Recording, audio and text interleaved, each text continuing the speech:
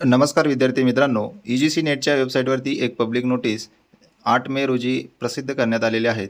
जे काही net aspirant student आहेत त्या सर्व विद्यार्थ्यांसाठी हे महत्त्वाची नोटीस आहे. या नोटीसद्वारे काय सूचना दिलेल्या आहेत ते आज आपण या व्हिडिओच्या माध्यमातून जाणून घेणार आहोत. या नोटीसद्वारे सर्व जे काही कॅन्डिडेट आहेत नेट एक्झामसाठी ॲप्लिकेशन करणाऱ्या सर्व विद्यार्थ्यांसाठी सूचना दिलेली आहे की only one application is to be submitted by a candidate while registering. म्हणजे नेट एक्झामसाठी ॲप्लिकेशन करत असताना फक्त एकच अर्ज आपला हा ग्राह्य धरण्यात येणार आहेत. एकापेक्षा जास्त आपण जर ॲप्लिकेशन केले असतील तर ते सर्व ॲप्लिकेशन आपले रिजेक्ट होणार आहेत. त्यामध्ये जो शेवटचा आपला अर्ज आहे तोच फक्त ॲक्सेप्ट होईल. बाकीचे इतर सर्व ॲप्लिकेशन आपले रिजेक्ट होणार आहेत.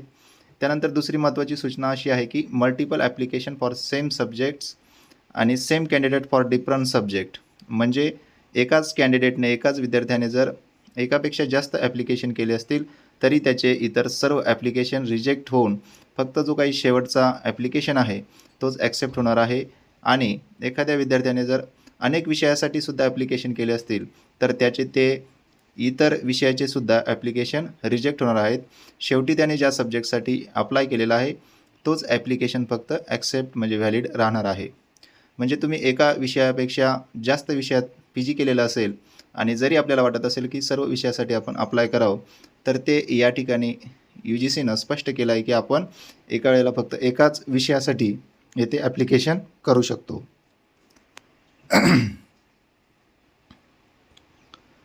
त्यामुळे या नेट एक्झामसाठी ॲप्लिकेशन करत असताना आपली ज्या विषयावरती मास्टरी आहे किंवा ज्या विषयाची आपल्याला आवड आहे तो योग्य विषयच निवडून या ठिकाणी आपण अप्लाय करणं गरजेचं आहे.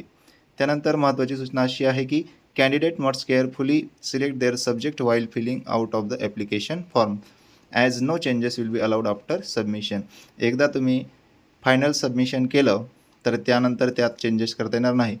त्यामुळे तुम्ही एकापेक्षा जास्त विषयामध्ये जर PG केलेलं असेल तर तुम्हाला ज्या विषयामध्ये नेट एक्झामसाठी अप्लाय करायचं आहे तो योग्य सब्जेक्ट इथं निवडायचा आहे. फायनल सबमिशन नंतर त्यामध्ये आपल्याला चेंजेस करता येणार नाही. त्यानंतर जी काही आपली डिटेल आहेत पर्सनल डिटेल, एज्युकेशनल डिटेल ती पण योग्य या ठिकाणी आपल्याला भरायची आहे. त्यामध्ये सुद्धा फायनल सबमिशनच्या नंतर आपल्याला चेंजेस करता येणार नाही. तर या सर्व सूचनांचा विचार करून आपल्याला व्यवस्थित फॉर्म भरायचा आहे.